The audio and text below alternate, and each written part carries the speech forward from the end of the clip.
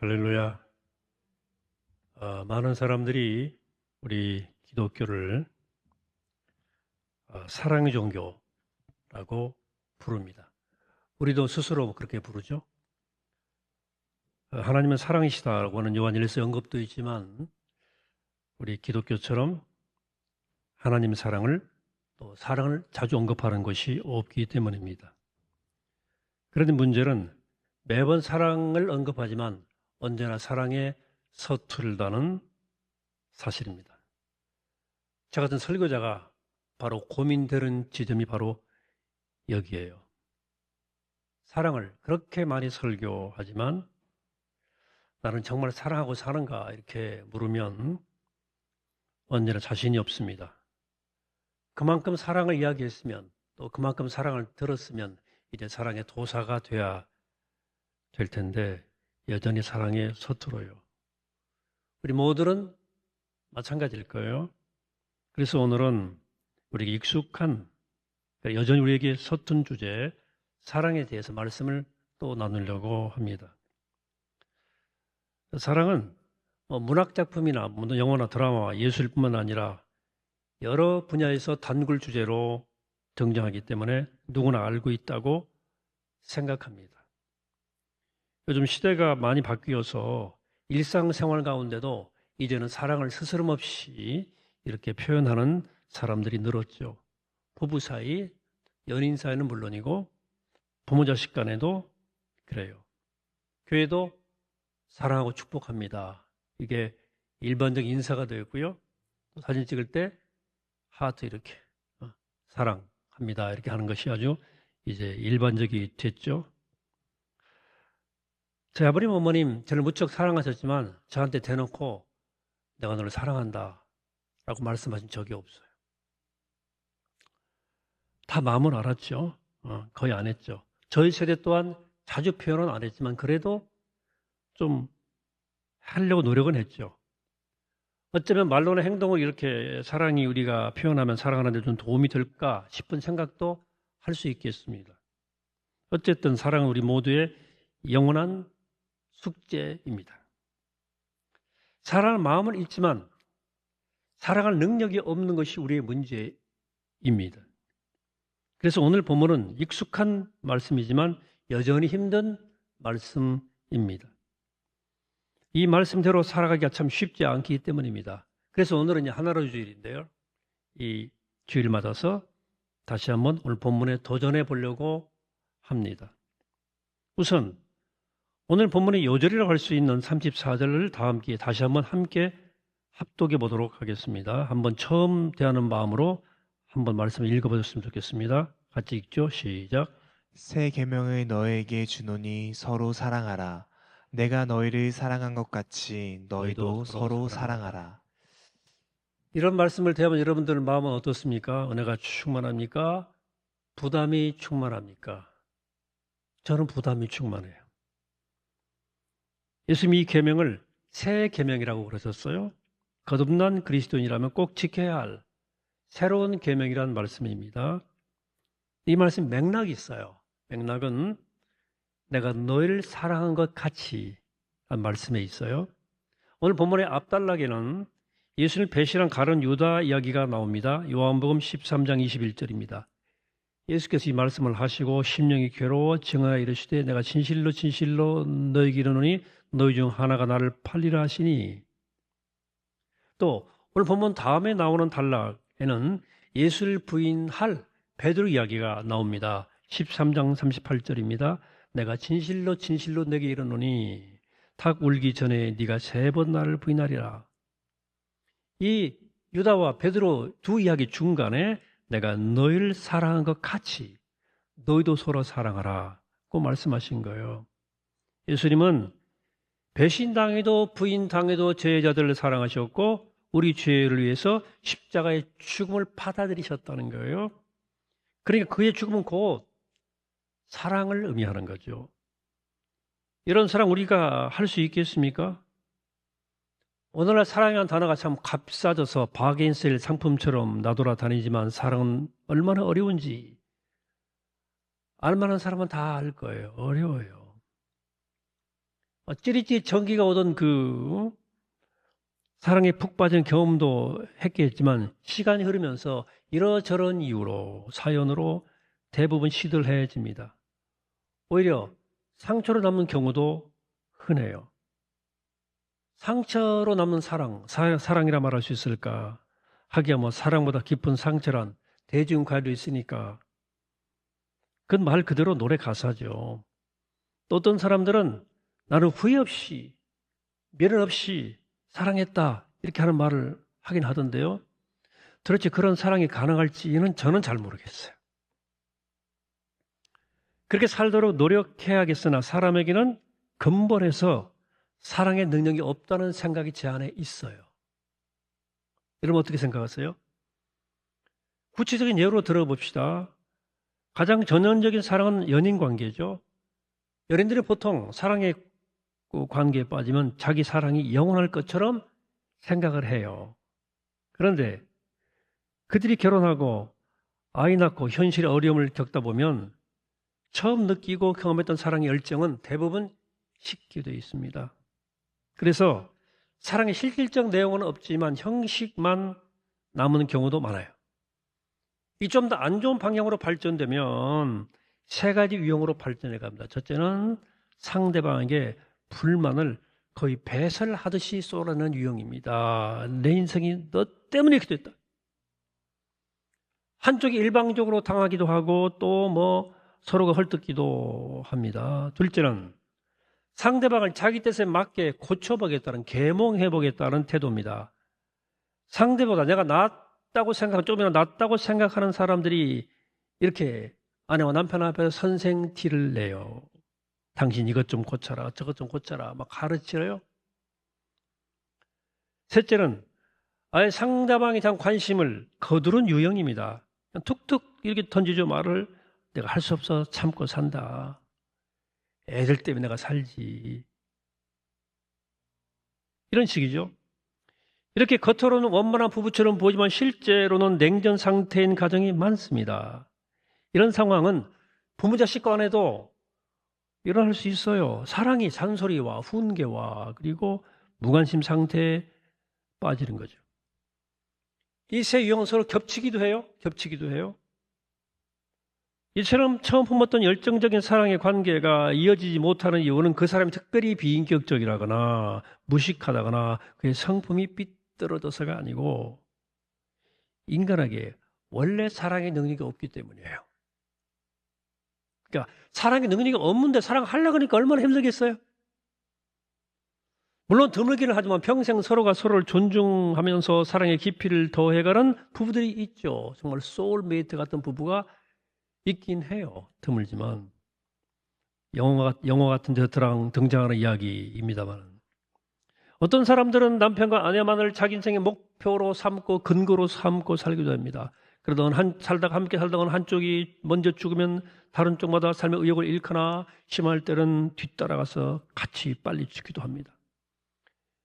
여러분 영화 노트북이라는 영화가 있어요. 한번 포스터 보여줄까? 이런 영화인데요. 라이언 고글링 나온 영화인데 운명기 부부의 사랑을 그린 영화예요. 주인공 노아가 가난한 집안에 태어난 청년인데 부유한 가정의 딸인 그 엘리의 첫눈에 반해 사랑에 빠지죠. 두 사람 우여곡절 끝에 결혼에 이루고 일평생 거쳐 영혼을 바치는 사랑을 해요.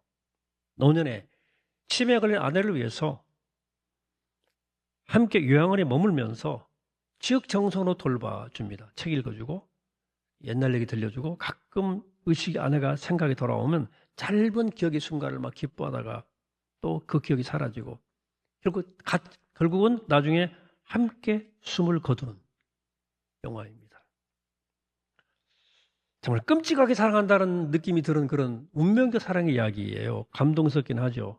그런 절절한 사랑과 마음에 감동했지만 영화 관람평을 쭉 보니까 영화 보고 남자친구와 헤어졌다. 관람평에 많은 사람들이 좋아요를 눌렀더라고. 그런 사랑이 현실적이지 않아서 그런 거예요. 로미오 줄리엣처럼 죽도록 살다가 같이 죽는 것을 아름답다고 말할 수 없는 거죠. 여러분 자기 남편이나 아내가 아내를 정말 사랑한다면 상대방이 없어도 아니 상대방이 없으니 더욱더 용감하게 살아야 되는 건 아니겠습니까? 사랑은 삶의 용기거든요. 뭘 따라 죽으려고 그래. 그래도 이런 순애모적인 사랑에 사람들이 감동하는 것은 사람들이 진정한 사랑에 목마른 거예요. 부부도 그렇고 연인도 그렇고 다른 사람과의 관계도 마찬가지예요. 우리에게 친구가 있고 직장 동료도 있고 또 동네 이웃이 있고 학생이라면 학교 친구나 선생님들 스승이 있고 제자도 있죠. 우린 교우들과의 관계가 있습니다. 그런데 오늘 우리가 경험하는 일상에서의 사람의 관계는 사랑이라기보다는 거래에 가깝습니다. 겉으로는 교양 있게 사랑하는 척 포즈를 취해야 하지만 속으로는 줄 만큼 주고 받을 만큼만 받으면 된다는 계산이 깔려 있어요. 무조건적인 참된 사랑 이런 것들은 사막을 헤매다가 우연히 만나는 오아시스만큼 드문 일이에요. 자, 우리가 사랑이라 여기는 경험도 실제로는 사랑이 아니라 가까운 친구와 밥 먹고 차 한잔 마시는 정도의 즐거움에 가깝습니다. 이런 비슷한 즐거움들이 요 도처에 있죠. 부모한테 유산을 물려받는다거나 자식한테 효도를 받는다는 그런 기쁨, 즐거움, 또 주변 사람들에게 마음의 선물을 받는 소소한 즐거움도 사랑받는다는 느낌을 주죠. 그것을 우리는 행복한 삶이라고 여길 수 있어요. 그런데 이런 즐거움을 우리가 이 땅에서 얻을 수 있는 가장 행복한 것일까? 우리는 정말 복된 삶이 무엇인 줄 알고 사는 것일까? 하는 거죠. 왜 남들이 부러워할 정도로 잘 사는 사람들도 왜 여전히 목마를까요? 여전히 진정한 사랑을 받지 못해서 그런 거예요. 바울은 고린도 13장에서 사랑의 능력을 시적으로 묘사했죠. 바울은 우리가 일반적으로 사랑이라고 여기는 행동과 사랑을 구분해서 말합니다.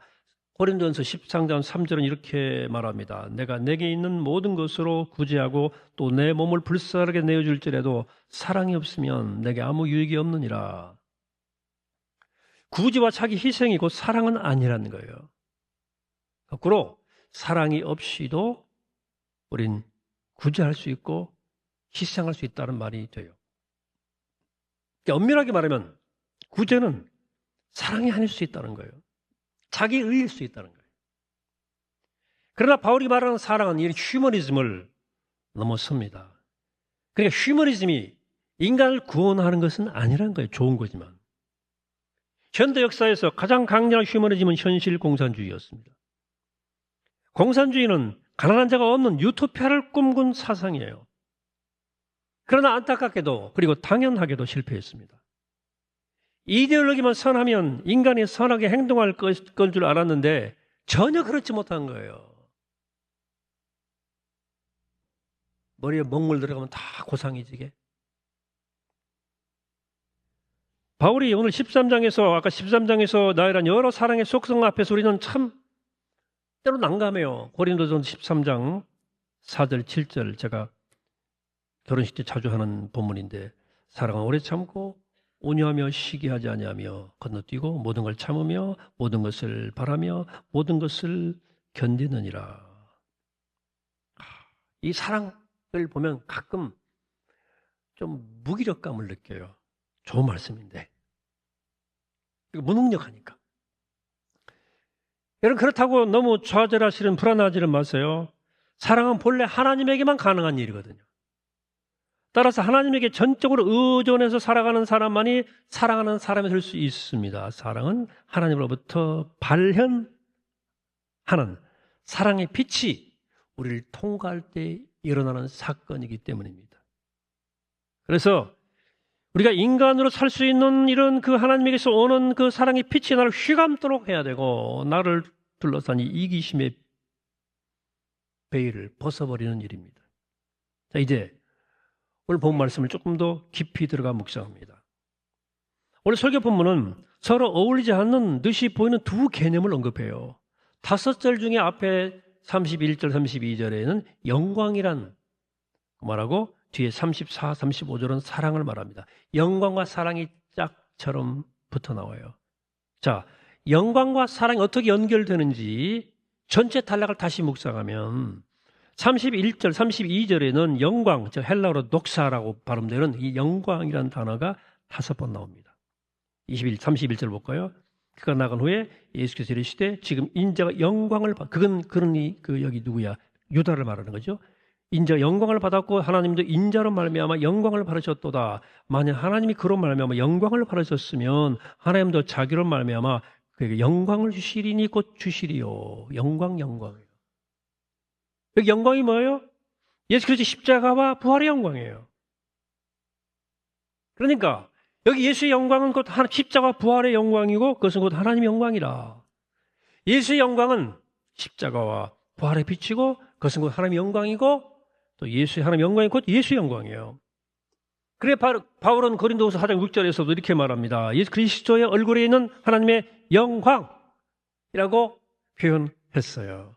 그러니까 예수 그리스도의 얼굴에서 하나님의 영광이 환히 드러났다는 거예요. 예수 그리스도에게서 생명이 완성되었다는 뜻입니다. 그래서 저희 그리스도인들은 예수께서 죽은 자 가운데서 다시 부활했다. 이렇게 고백한 거예요. 말하자면 예수 그리스도의 십자가와 부활이 하나님의 영광이에요. 그래서 오늘 본문의 말씀을 사랑 실천에 대한 일반적 명령으로 받아들이면 좀 곤란해요. 사랑해라 이런 거죠. 여러분 사랑하려고 노력해봤자 앞에서 말씀드린 듯이 우리가 실패하잖아요. 이 서로 사랑하는 말씀이 일반적인 덕담이 아닌 이유는 이것이 십자가와 부활의 빛을 배경으로 하고 있기 때문입니다. 오늘 본문 서로 사랑하는 새 계명은 십자가와 부활의 빛에 대한 경험을 전제하는 거예요. 즉 십자가와 부활을 통과해서 십자가 부활의 빛에서만 서로 사랑하는 명령이 실천이 가능하다. 그러니까 십자가 부활의 빛이 없으면 십자가 부활을 통과하지 못하면 서로 사랑하는 이 명제는 수고하고 무거운 짐이 되게 하는 또 다른 율법일 뿐이에요.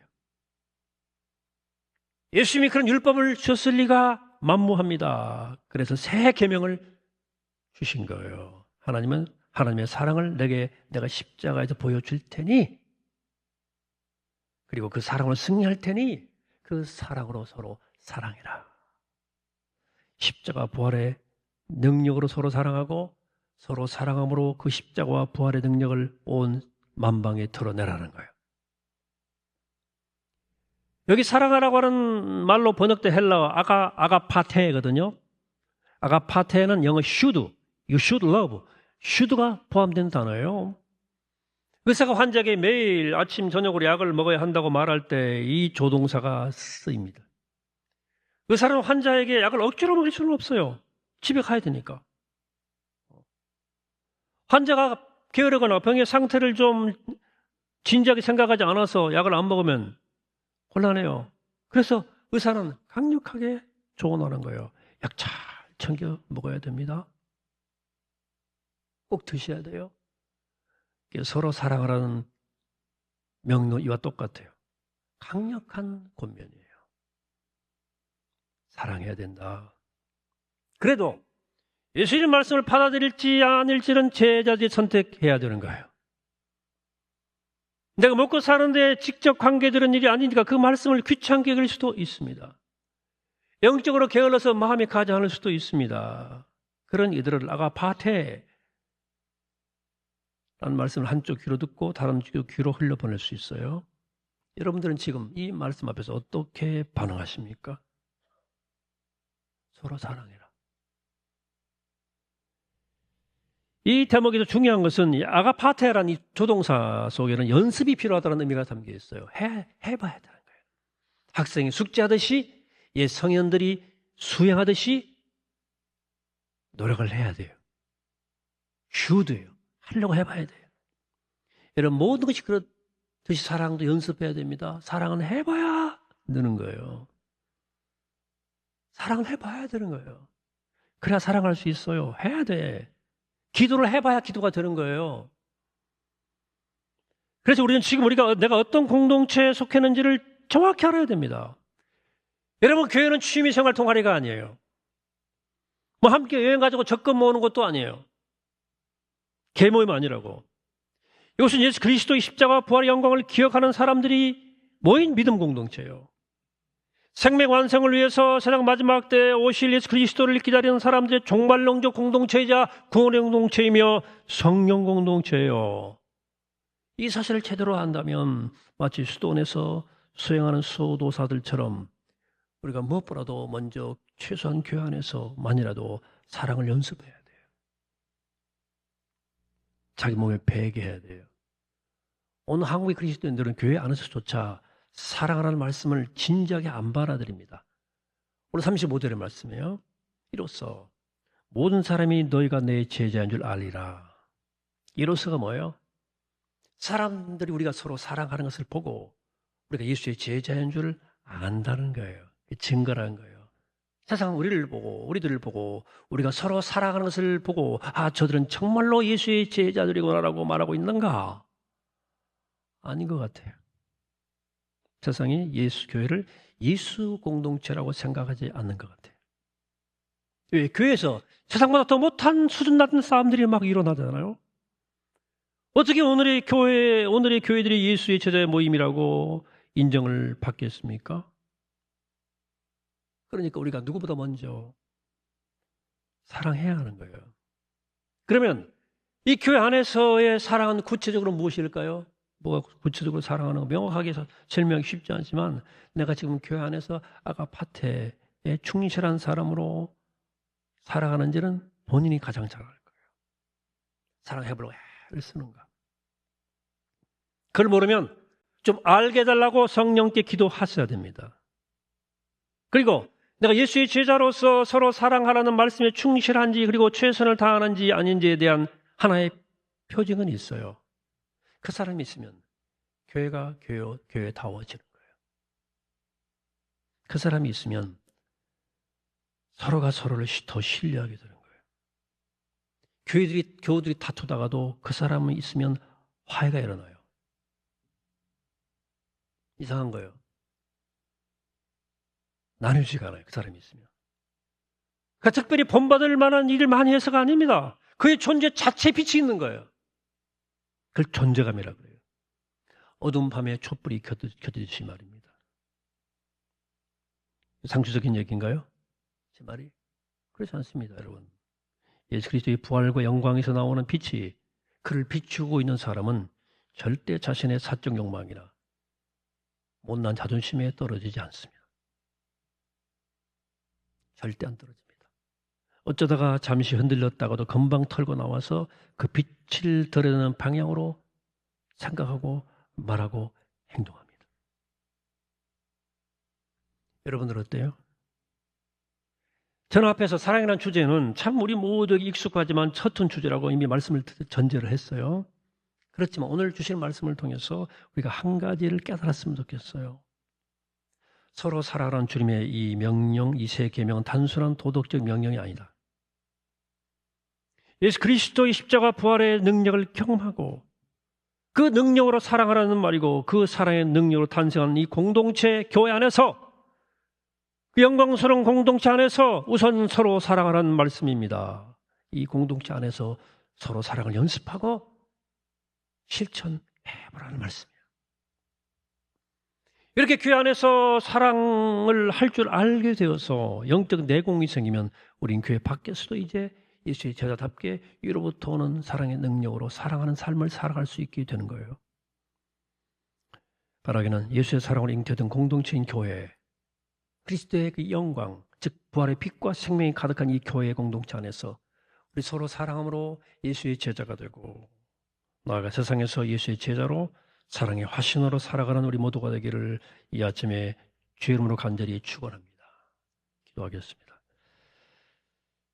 거룩하신 아버지 하나님, 결코 가볍지 않은 명령, 때로 부담스러운 명령, 내가 너를 사랑한 것 같이 너도 서로 사랑하라. 이 말씀 하나님, 우리가 지켜보려고 애쓰게 하시고 우리가 십자가의 영광과 벌의 영광의 빛을 통과하여 그 십자가 벌의 능력으로 사랑할 수 있도록 이끌어 주셔서 여기 사랑을 배우고 나가 사랑을 행할 수 있는 사랑의 삶을 살 수 있도록 우리를 축복하옵소서. 감사드리옵고 예수 그리스도 이름으로 기도합니다. 아멘.